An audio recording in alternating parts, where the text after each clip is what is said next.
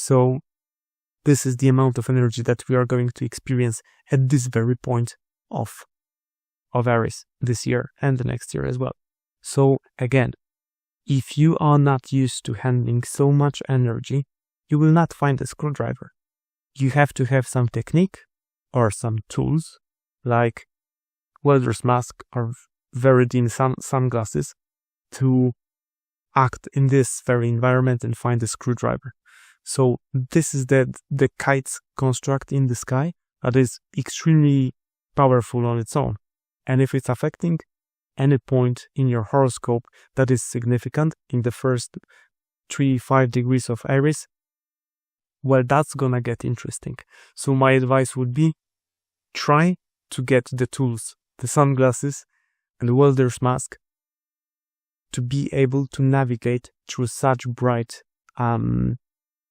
energetically strong and bright period of time, because otherwise you'll be blind and you won't be able to do the job. That's finding screwdriver.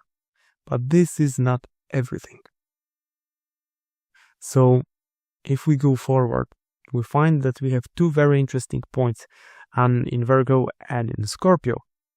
These are the first degrees of these signs as well, of Virgo and Scorpio. And they are going to be extremely significant as well. But we'll talk about them when we're analyzing the Virgo and Scorpio signs in a couple of, hopefully, weeks. It really depends on the timing, whether I'll have time to shoot a video or not. And why are they important? They are important because these 2 points would send this harmonious energy to this point again. They would create the finger of God, Yod. And as we can see here, there is no planets to create this Yod at this stage. But let's keep looking. That would be a boomerang Yod, because we would have Mars here on the point where we should be looking for answers for this point. But that just give me 1 second. If you look at these points, they don't, technically speaking, there is nothing in these points. But because at these points, Pluto, Neptune, Saturn, and Uranus are creating 2 Yods. Let's have a look at these. We'll have a look at this here later. That's the whole construct. So Pluto, Saturn, and Neptune and Uranus are creating Yods on these points. And because these are the most powerful Yods that we can have in a horoscope, from the slowest moving planet, Pluto, Neptune, Uranus, and Saturn, I believe, that's only my opinion, that because these Yods are going to be so strong and so powerful, they would act like lunar nodes. They would create sort of a bend in space-time, a point. And these points are going to create another Yod in this very placement, Saturn-Neptune conjunction. Something in your horoscope, if you have it, check it online. There is lots of programs and websites where you can see your horoscope and just check whether you have any placements in the first 5 degrees of Aries, let's say. So I believe that simply these points would create additional Yod in that very particular moment of space and time. That's summer this year, more or less. And for a couple of days, Mars would join these points, creating a boomerang Yod.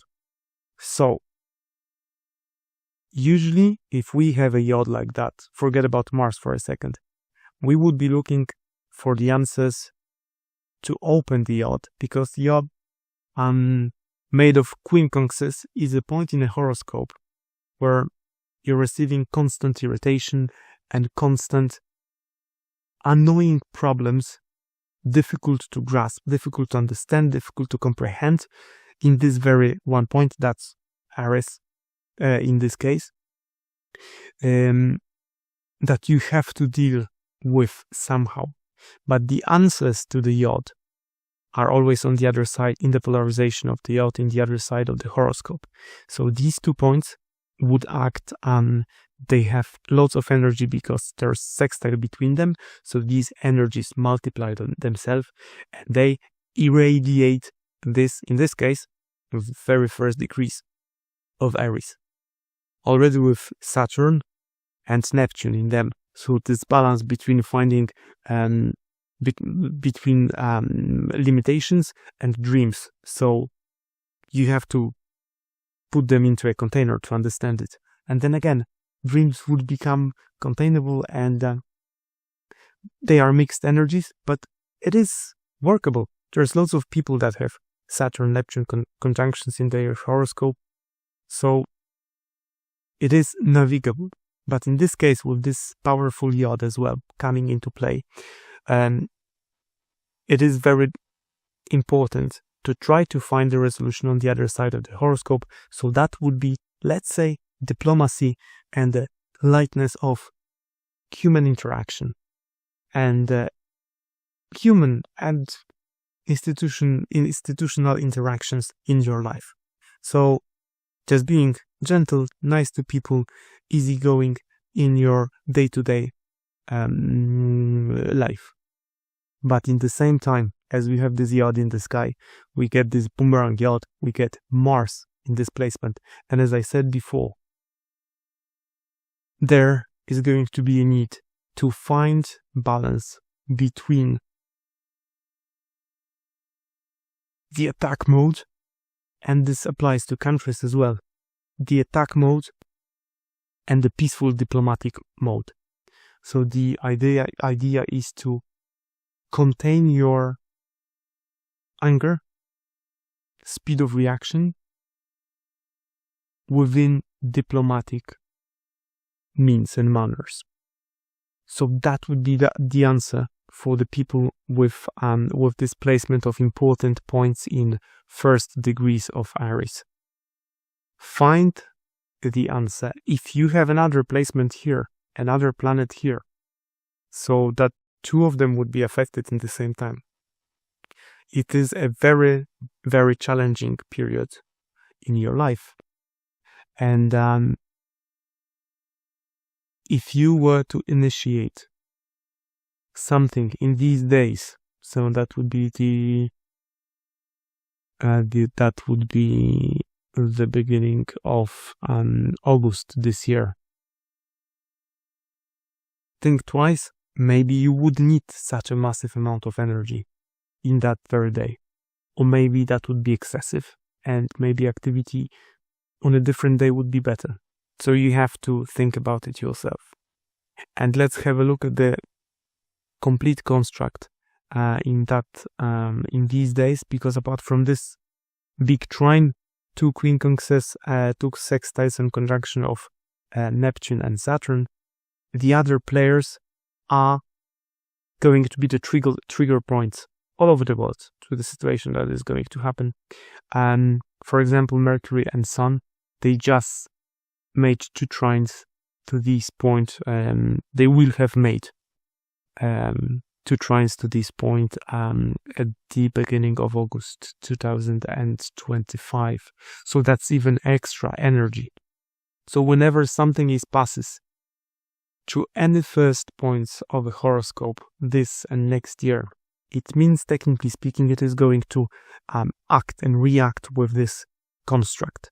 So I think that's January 2026, we will have a conjunction of Jupiter and Sun trining this very point, let's say around the 5th degree of Aries. That's gonna be timing when we'll have extra energy being sent to these points of horoscope. And there will be times next year, January, February, March 2026, when Sun and I think Mars and Venus and Mercury are going to affect this point in Aquarius. So technically speaking, the following couple of years are going to be very, very exciting. The question is, how is each and every one of us going to use this energy for their own benefit and for benefit of the communities that we live in? there's going to be massive amount of energy, yeah? So this is more or less what is going to happen in the first degree of Aries that is going to be affected, in my less than humble opinion, in the most dramatic way. So check out your horoscope. And again, if you want a consultation with myself, no problem, WhatsApp message, telephone number below, and we'll try to unlock the potential not only of the year 2025 and 26, but of your horoscope as well, because I do believe that it is much more important to unlock potentials that you have in your horoscope that unlock the future that is to come.